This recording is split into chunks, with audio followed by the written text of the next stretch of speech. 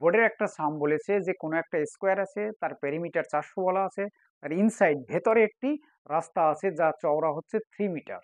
তাহলে বলছে সেই রাস্তাটার এরিয়াটা কত। এটা ইনসাইড। এটার আউটসাইডের একটা সাম করিয়েছিলাম।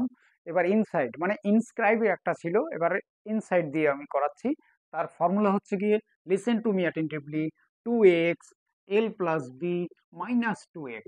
এবার যেহেতু তোমার এটাই বলা আছে যে স্কোয়ার, স্কোয়ার যদি বলা থাকে, তার পেরিমিটার হচ্ছে 400, তাকে 4 দিয়ে ডিভাইড করবো আমরা, অবশ্যই জানো, হবে 100।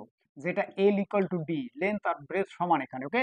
তাহলে আমরা, আর এই এক্স হচ্ছে 3, 2 × 3, এই লেন্থ ব্রেথ মানে 100 100 200 হয়ে যাবে, আর এটা হয়ে যাবে 2 × 3। ওকে ফ্রেন্ডস, তার মানে 6 × 200, কে 6 গেলে থাকে 194, এটাকে ইন্টু করলে হচ্ছে 1164।